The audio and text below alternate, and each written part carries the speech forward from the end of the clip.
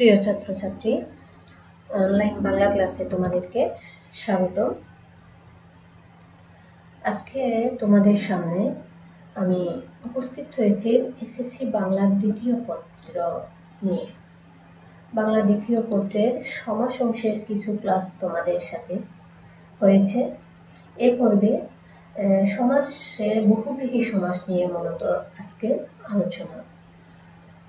বহুব্রীহি সমাস কাকে বলে এবং এর প্রকারভেদ, এই বিষয়গুলো নিয়ে আজকে আলোচনা করব। প্রথমেই দেখো, বহুব্রীহি সমাসের সংজ্ঞা তুলে ধরেছি এখানে। যেমন, যে সমাসে সমসমান পদগুলোর কোনটির অর্থ না বুঝিয়ে অন্য কোনো পদকে বোঝায় তাকে বহুব্রীহি সমাস বলে। বহুব্রীহি সমাস কাকে বলে? যে সমাসে সমসমান পদগুলোর কোনটির অর্থ না বুঝিয়ে অন্য কোনো পদকে বোঝায় তাকে বহুব্রীহি সমাস বলে। মানে যেমন ধরো, দ্বন্দ্ব সমাসে তোমরা দেখেছ মাতা ও পিতা। মাতা ও পিতা, মাতা ও পিতা, মাতা পিতা। মাতা ও পিতা বলতে মূলত কি, মাতা পিতা দুইটাই বুঝিয়েছে। আবার মাতা পিতা দুটোর উপরে কিন্তু গুরুত্ব আরোপ করেছে যখন সমস্ত পদটি গঠিত হয়েছে। আবার কর্মধারয় সমাসে যখন তোমরা গেছো, যেমন সিংহাসন, সেখানে বলা হচ্ছে যে সিংহ চিহ্নিত আসন। সিংহ চিহ্নিত আসনে কিন্তু কি, আসন শব্দটির উপরে গুরুত্ব আরোপ করা হচ্ছে। মানে পরের যে শব্দ, পরের যে পদ, সিংহ চিহ্নিত যে আসন, সিংহাসন, মানে মূলত সিংহাসন বলতে কোনো একটি আসনকে বোঝানো হচ্ছে। সিংহ এখানে মুখ্য ব্যাপার নয়, মানে পরপদটি প্রাধান্য পাচ্ছে। আবার দ্বন্দ্ব সমাসে গিয়ে দুই পদই কিন্তু উভয় পদই প্রাধান্য পাচ্ছে। তাহলে এরকম এক একটি সমাসে কিন্তু মানে কখনো দুটি পদই পূর্বপদ পরপদই প্রাধান্য পায়, আবার কখনো পরপদ প্রাধান্য পায়। কিন্তু বহুব্রীহি সমাসে দেখা যাচ্ছে যে সংজ্ঞায় বলা হয়েছে এখানে সমসমান পদগুলোর কোনটির অর্থ না বুঝিয়ে ভিন্ন একটি অর্থ বোঝাবে কিন্তু তাকে বহুব্রীহি সমাস বলে। যেমন এখানে বহুব্রীহি নামটি কিন্তু বহুব্রীহি সমাসের একটি গুরুত্বপূর্ণ উদাহরণ। যেমন, বহুব্রীহি আছে যার ব্রীহি শব্দের অর্থ হচ্ছে দান, বহু মানে প্রচুর। তাহলে বহুব্রীহি বলতে মূলত যার অনেক দান আছে সেই ব্যক্তিকে বোঝানো হচ্ছে। তাহলে এখানে দানটি কিন্তু প্রাধান্য পাচ্ছে না, আবার বহু শব্দটিও প্রাধান্য পাচ্ছে না।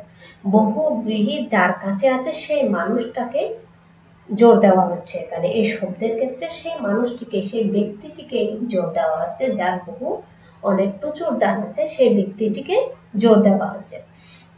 তাহলে এখানে কোনটির অর্থ না বুঝিয়ে কি বোঝাচ্ছে, ভিন্ন একটি অর্থ বোঝাচ্ছে, তার সেটা হচ্ছে কি বহুব্রীহি সমাস।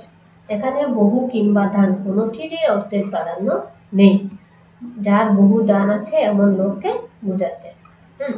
বহুব্রীহি সমাসে সাধারণত যার, যাতে ইত্যাদি শব্দ ব্যাস বাক্য রূপে ব্যবহৃত হয়। যেমন ব্যাস বাক্যে এখানে যার শব্দটি দেওয়া আছে। তাহলে বহুব্রীহি সমাস কাকে বলে? যে সমাসে সমসমান পদগুলোর কোনটির অর্থ না বুঝিয়ে অন্য কোনো পদকে বোঝায় তাকে বহুব্রীহি সমাস বলে। যেমন দ্বন্দ্ব সমাসের মতো দুটি পদই কিন্তু প্রাধান্য পাবে না, আবার কর্মধারয় সমাসের মতো পরপদও প্রাধান্য পাবে না। এখানে কি হবে, ভিন্ন একটি অর্থ প্রকাশ করবে, সেটি হচ্ছে কি বহুব্রীহি সমাস।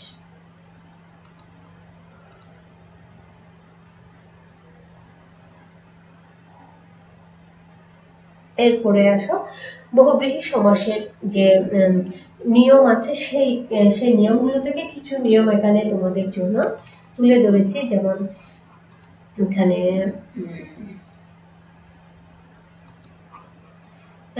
বহুব্রীহি সমাসে সাধারণত যার, যাতে ইত্যাদি শব্দ ব্যাস বাক্য রূপে ব্যবহৃত হয়। যেমন আয়ত লোচন যার, আয়ত লোচনা।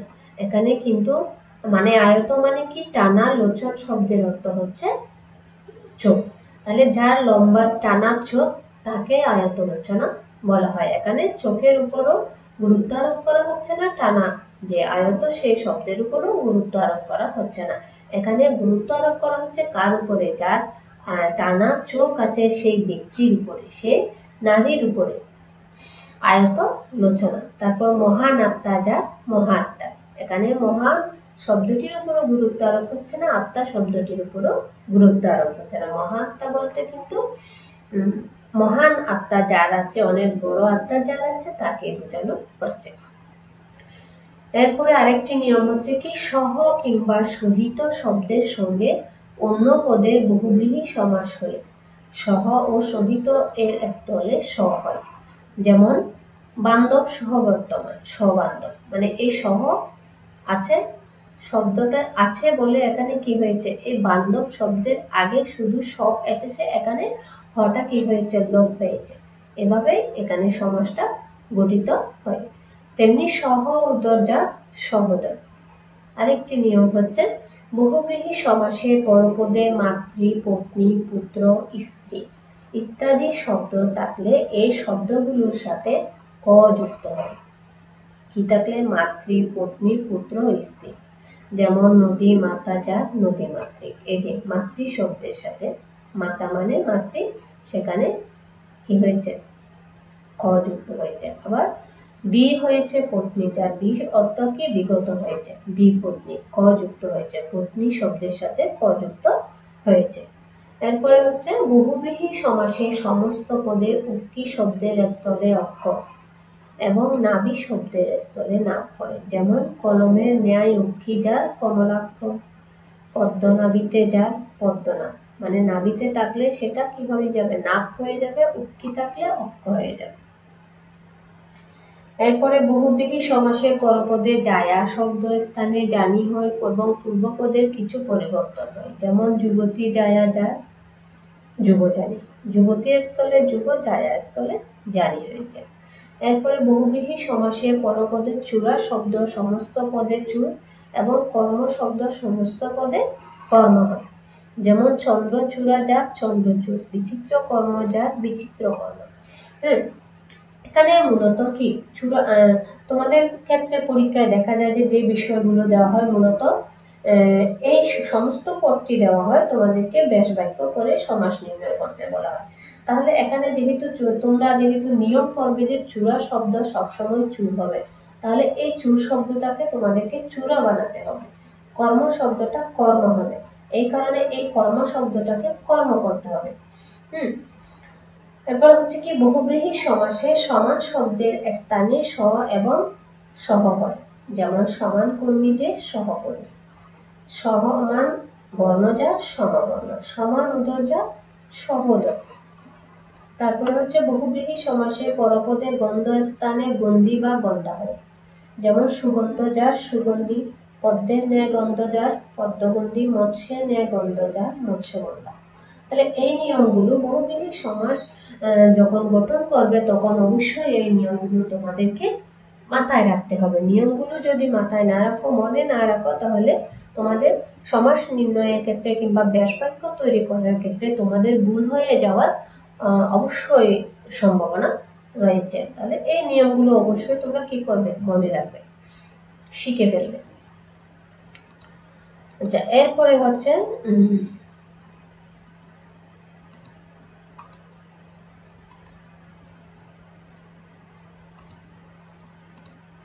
এরপরে হচ্ছে বহুব্রীহি সমাসের প্রকারভেদ।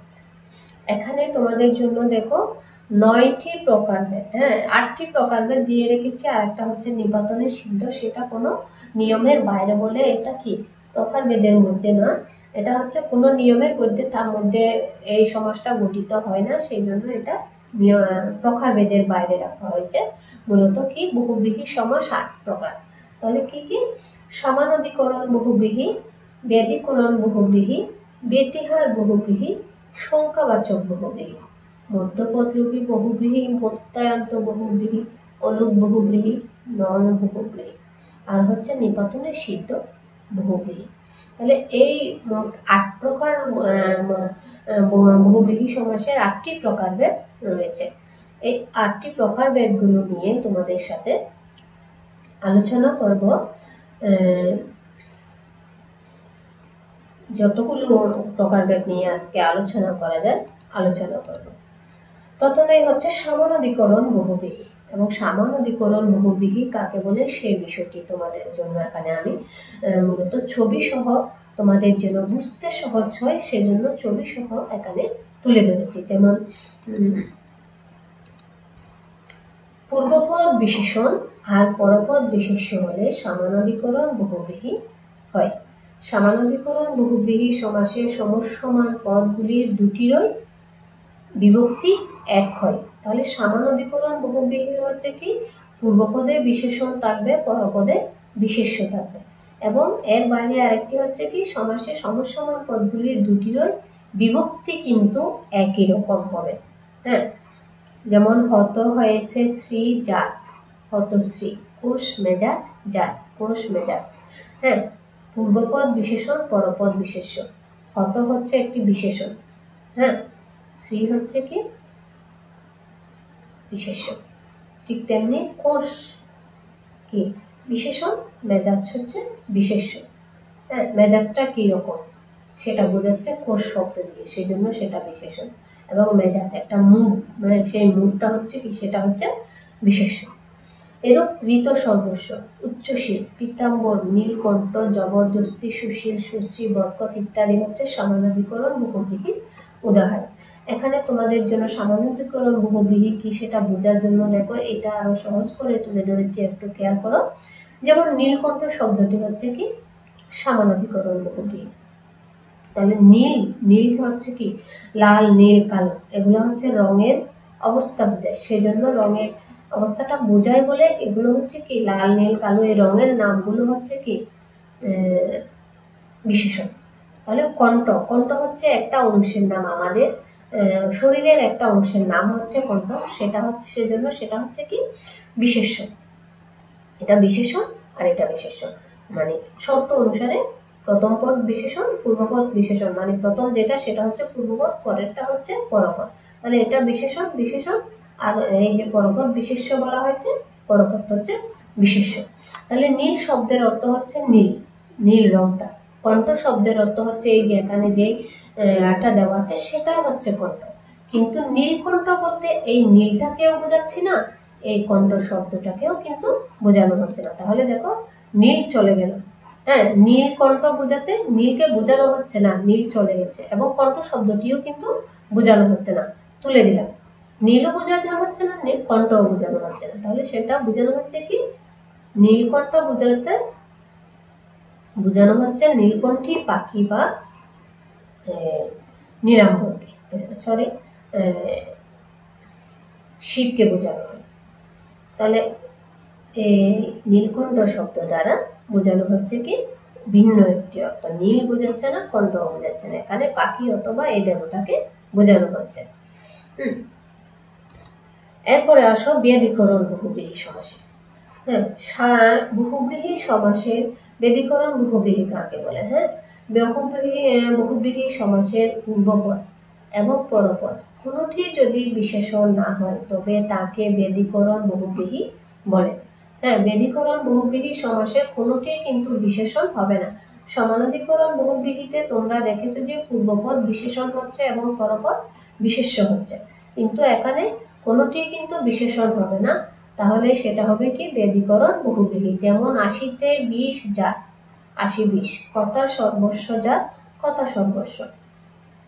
80 শব্দের অর্থ দাঁত, এটা বিশেষণ নয়, 20 সেটাও বিশেষণ নয়, তাহলে 80-20। এবং 80-20 দ্বারা কি বোঝানো হচ্ছে? মূলত 80 শব্দের অর্থ দাঁত, তাহলে দাঁতটাও বোঝানো হচ্ছে না, আবার 20 শব্দের যেটা অর্থ সেটাও বোঝানো হচ্ছে না। 80-20 বলতে মূলত 80-20 শব্দের অর্থ হচ্ছে কি সাপ। তাহলে এখানে বহুব্রীহি সমাসে বেদীকরণ হিসেবে এখানে কোনটি বিশেষণ নাই, আবার বহুব্রীহি সমাস হিসেবে এটাতে 80 দাঁত বা 20কে না বুঝিয়ে অন্য একটি অর্থ প্রকাশ করছে, সেটা হচ্ছে সাপ। তাহলে দুটি এখানে রক্ষিত হয়েছে বেদীকরণ বহুব্রীহিতে। এরপরে আসো ব্যতিহার বহুব্রীহি। ব্যতিহার বহুব্রীহিতে দেখা যাচ্ছে যে কি কাকে বলে, সেটা ক্রিয়ার পারস্পরিক অর্থে ব্যতিহার বহুব্রীহি হয়। হ্যাঁ, এই সমাসে পূর্ব পদে আ এবং পরপদে ই বিভক্তি ই যুক্ত হয়। যেমন হাতে হাতে যে যুদ্ধ, হাতাহাতি। কানে কানে যে কথা, কানাকানি। এরূপ চুলাচুলি, কারাকারি, দেখাদেখি, কোলাকুলি, লাঠালাঠি ইত্যাদি। তাহলে ক্রিয়ার পারস্পরিক অর্থে কেবল বহুব্রীহি সমাস হয় যখন দেখবে যে কোনো ক্রিয়াপদ মানে দ্বিত্ব উচ্চারিত হচ্ছে, তখন সেটা হচ্ছে ব্যতিহার বহুব্রীহি সমাস। হাতাহাতি, তাহলে হাতাহাতি দ্বারা মূলত শাব্দিক অর্থে যদি বলা হয় যে হাতাহাতি অর্থে মূলত হাতে হাতের যে সম্পর্ক, হাতের সাথে হাত স্পর্শ করে সেরকম কিছু তো বোঝানো হয়, কিন্তু সেটা বোঝায় না।